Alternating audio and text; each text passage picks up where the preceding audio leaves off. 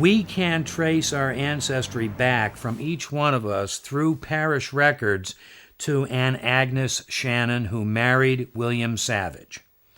And we can, through the graces of a history of the Crozier family written in the late 1880s by a Crozier, we can trace the history of the Croziers to the first Croziers to come to Banbridge from Scotland.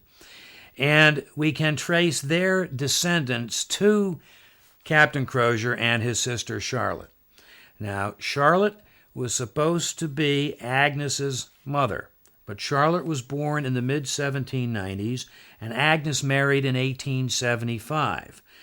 It's too big a gap, and we suspect that there's a missing generation between Charlotte and her granddaughter, Agnes. It's speculation, but if there is that gap, if we can find that missing gap, if we can supply those names and dates, then we would confirm the fact that indeed we are related to the Crozier family and to the captain by virtue of his mommy and dad. Alex Noddings discovered the Crozier family tree at the Mitchell Library in Glasgow. The person who helped David over the past 2 years to build his own tree is Jason Diamond.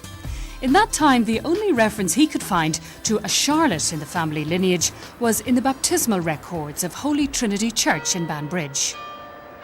As far as I can find, the only record that is relevant to your search is this Shannon record here on the 24th of November to David and Charlotte. There's a son, William. Right. Apart from this baptismal record, Jason Diamonds also found a record of the marriage of an Ellen Shannon in 1884, which was witnessed by an Agnes Shannon. Ellen's father is listed as David Shannon. Jason and David believe that Ellen and Agnes are sisters, and that the David Shannon recorded as the father to William at Holy Trinity is also the father of Agnes and Ellen. They also believe that his wife Charlotte is the sister of Captain Crozier. Now, if that's all washed over you, spare a thought for poor David Appleby. And there's still the question of the missing generation. Bothering us. We have a couple of questions, actually. We have this birth, and you don't have any other records of any children of those? No record of other baptisms, or no record, indeed, of a marriage of a David and Charlotte. So there are no further records in Banbridge that can help David Appleby unravel this family mystery. However, one of Reverend Scott's parishioners, James Crozier, is a direct descendant from Captain Crozier's line, and he's compiled an extensive family tree which contains an entry for Charlotte Crozier. If there's anyone who can place David's people on the Crozier family tree, it's James Crozier. If he can't, then David will have to travel further afield. It's sometimes how far you have to go along. There's the Charlotte there. There she is. Now, we haven't her date of birth, no, we haven't the date of her death. Speculating that she was born in advance, at any rate, of 1796, and with the full knowledge that her daughter, in quotes, Agnes, married William Savage in 1875, the 75-year or 80-year difference between Charlotte's birth and her daughter's marriage seems unreasonable. And we think there's a missing generation. Yes. You see, I was under the impression that Charlotte went to Dublin and wasn't married. But well, we had a copy of the 1881 history of the Croziers that's in the Mitchell Library in Glasgow. Oh, yes. And it said that she died without ever marrying. Everyone seems to think that she never married and had no children, but we also heard a comment, and none of us can remember the source of this, but that there was a statement that perhaps she had married beneath her, which is why there was no record of the marriage.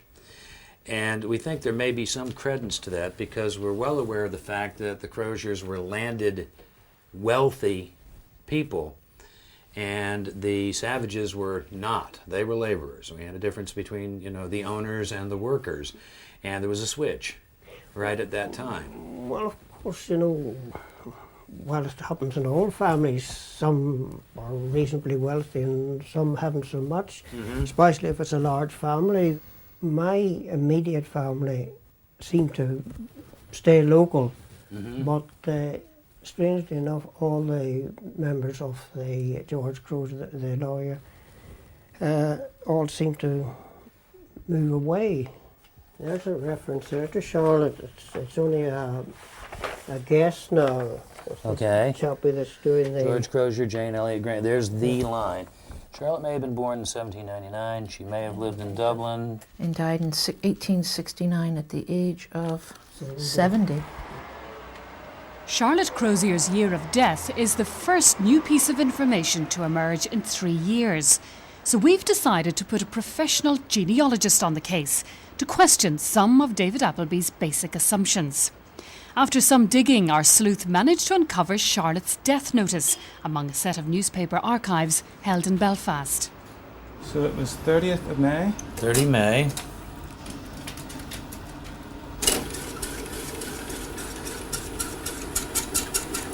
Time flies. Cotter, Crofton. There's no Crozier in the first. The question is, will the death notice offer any new clues? Well, there's only one way to find out, and that's to confront David with this new piece of evidence. Second. There's a Crozier. Yes. Charlotte That's Crozier. her. Okay. Certainly do want to... Okay. I'm blind as a bat, so. If you press print, you should be able to get a copy here. Sorry, I think.